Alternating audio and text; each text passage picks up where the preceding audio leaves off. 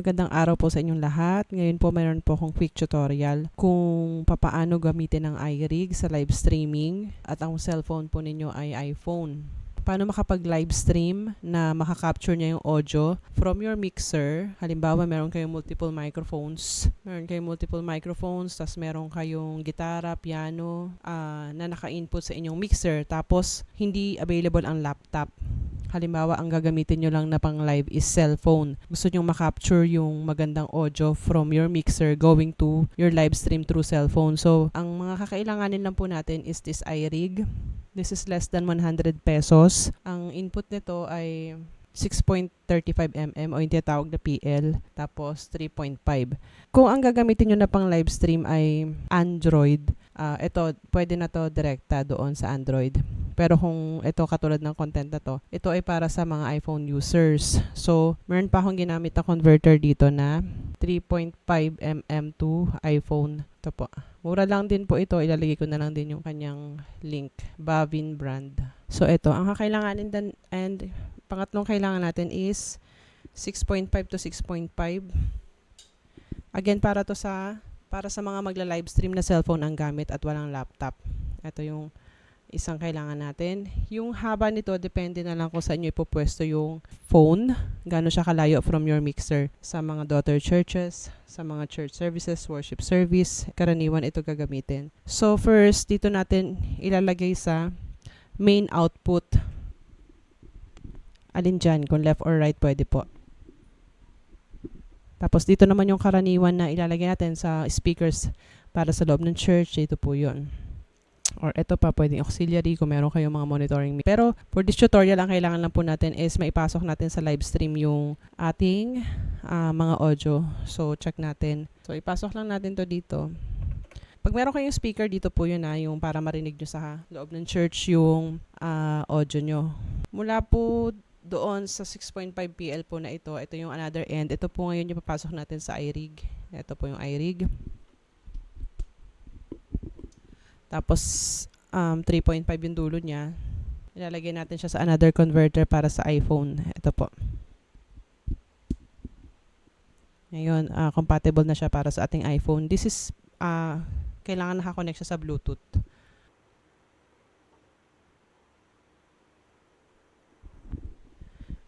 Pag first time pa lang itong input sa inyong cellphone, ito po yung makikita nyo na icon, i-connect nyo lang po ito.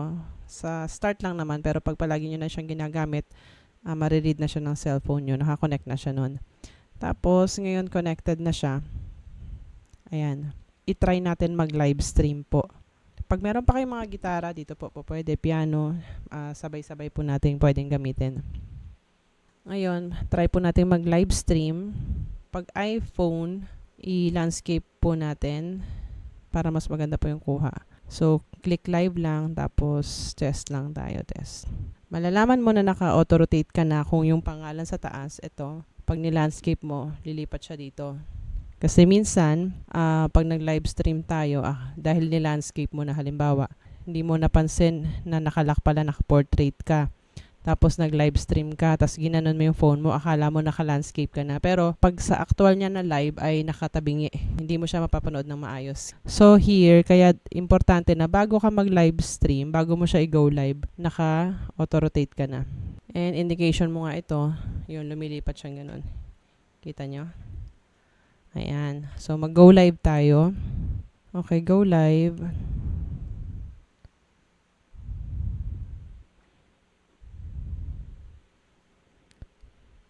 Check, check, check.